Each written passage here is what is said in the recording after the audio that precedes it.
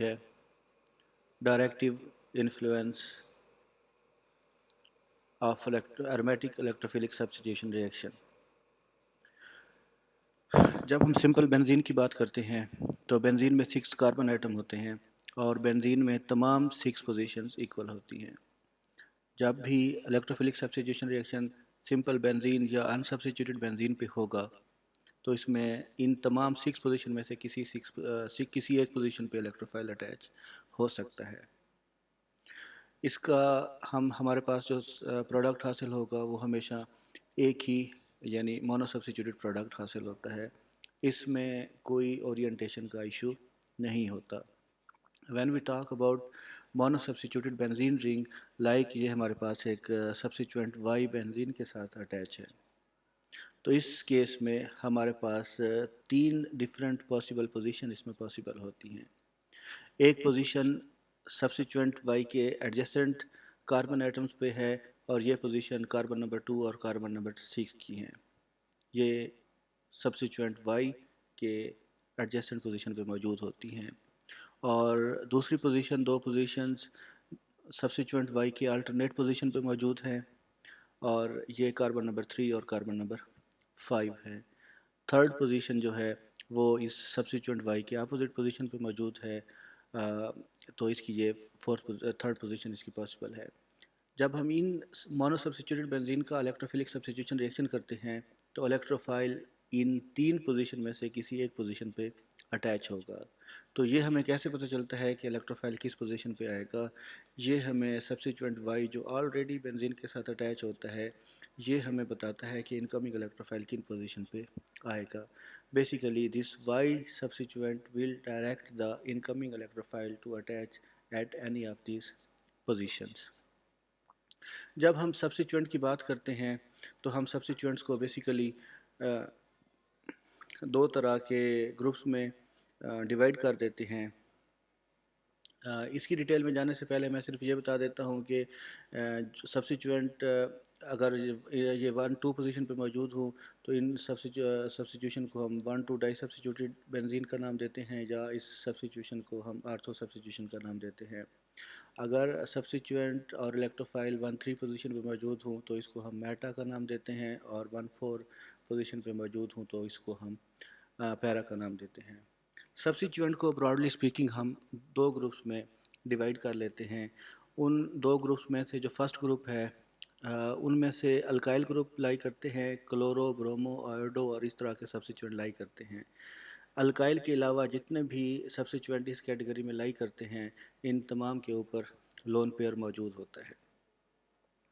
इस तरह के ग्रुप अगर बेंजीन में मौजूद हों तो इनकमिंग इलेक्ट्रोफाइल आर्थो और पैरा पोजीशन पे आएगा।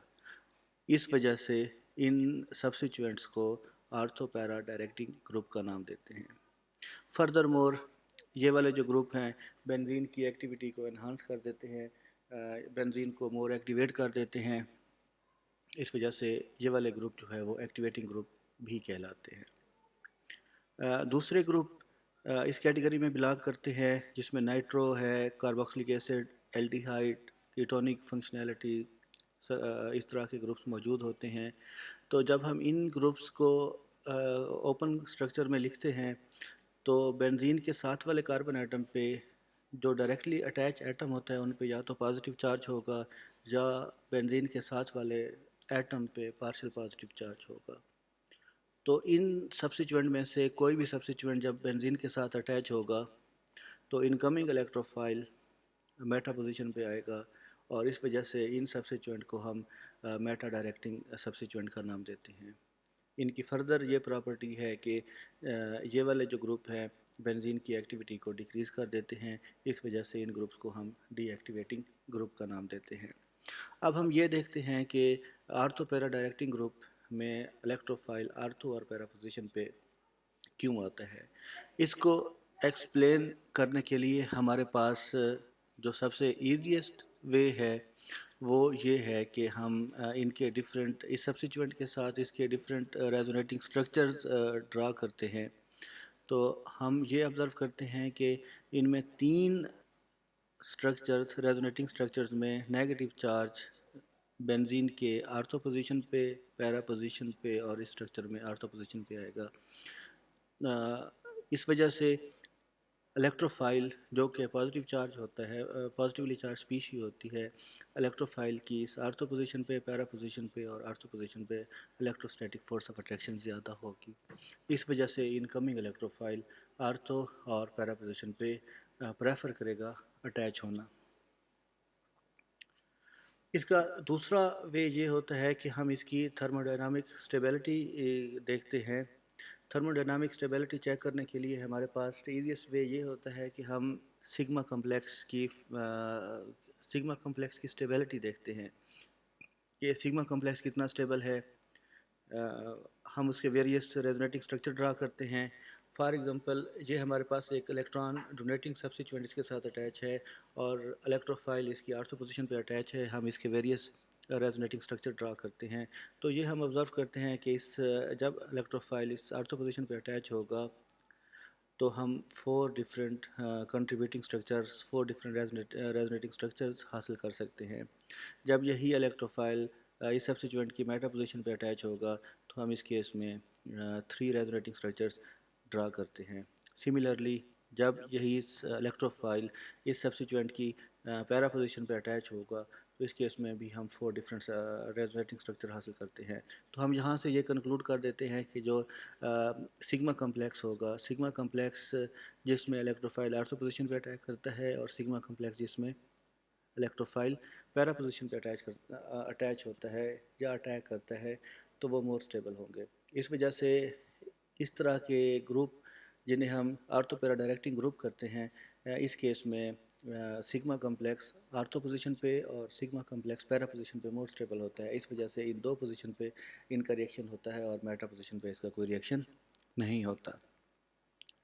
سملرلی جب ہمارے پاس بنزین کے ساتھ الیکٹران ودرائنگ گروپ اٹیچ ہوگا تو ہم اس کے جب ویریس ریزونیٹنگ اسٹرکچر ڈرا کرتے ہیں تو ہم یہ آبزرو کرتے ہیں کہ پازیٹیو چارج بنزین کی آرتھو پوزیشن پہ موجود ہوتا ہے، دوسرا اسٹرکچر ہے جس میں پازیٹیو چارج بنزین کی پیرا پوزیشن پہ موجود ہے اور اس اسٹرکچر میں بھی آرتھو پوزیشن پہ موجود ہے۔ انکمنگ الیکٹروفائل، انکمنگ اسپیشی جو ہوگی اس پہ پازیٹیو چارج ہوتا ہے، الیکٹروفائل اور آرتھو پوزیشن، پیرا پوزیشن اور اس کی آرتھو پوزیشن پہ الیکٹروسٹیٹک فورس آف اٹریکشن فیل کرے گا، جس کی وجہ سے الیکٹروفائل آرتھو اور پیرا پوزیشن پہ اٹیچ نہیں ہو سکتا۔ ریمیننگ پوزیشن جو ہے وہ صرف میٹا پوزیشن بنتی ہے اور اس وجہ سے ان سبسٹیچوئنٹ کی موجودگی میں انکمنگ الیکٹروفائل میٹا پوزیشن پہ اٹیچ ہوتا ہے۔ اس وجہ سے ان سبسٹیچوئنٹس کو ہم میٹا ڈائریکٹنگ گروپ کا نام دیتے ہیں۔ دوسرا وے ان کی اسٹیبلٹی ہے، جب ہم ان کے سگما کمپلیکس ڈرا کرتے ہیں جن میں سبسٹیچوئنٹ الیکٹران ودرائنگ گروپ ہے اور الیکٹروفائل اس کی آرتھو پوزیشن پہ اٹیچ ہوتا ہے، تو ہم اس کے یہ ویریس 3 ریزونیٹنگ اسٹرکچر ڈرا کر دیتے ہیں۔ تو ان 3 ریزونیٹنگ اسٹرکچرز میں ایک ایسا اسٹرکچر ہے جس میں پازیٹیو چارج ایڈجسٹنٹ پوزیشن پہ موجود ہے اور رولز آف ریزوننس میں یہ کلیئرلی مینشنڈ ہوتا ہے کہ whenever positive charge is at adjacent position the structure is highly unstable. تو یہ والا اسٹرکچر جو ہے وہ ہائیلی انسٹیبل ہوگا اور مائنر کنٹریبیوٹری اسٹرکچر ہوگا۔ صرف ہمارے پاس یہ 2 اسٹرکچر بنتے ہیں جو میجر کنٹریبیوٹنگ ہیں۔ تو اس وجہ سے آرتھو پوزیشن پہ جب الیکٹروفائل اٹیچ ہوگا الیکٹران ودرائنگ سبسٹیچوئنٹ کی موجودگی میں تو اسٹرکچر کو ڈیسٹیبلائز کرتا ہے۔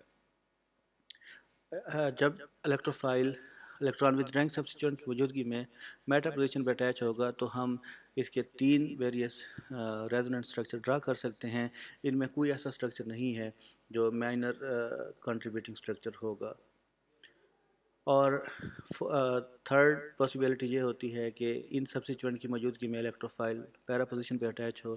جب سبسٹیچوئنٹ الیکٹروفائل پیرا پوزیشن پہ اٹیچ ہوگا، ہم جب اس کے ویریس ریزونیٹنگ اسٹرکچر ڈرا کرتے ہیں تو اگین ہم ایک ایسا اسٹرکچر آبزرو کرتے ہیں جس میں پازیٹیو چارج 2 ایڈجسٹنٹ ایٹم پہ موجود ہے جو اسٹرکچر کو ہائیلی انسٹیبل کر دے گا اور یہ والا اسٹرکچر جو ہے وہ مائنر کنٹریبیوٹنگ ہوگا۔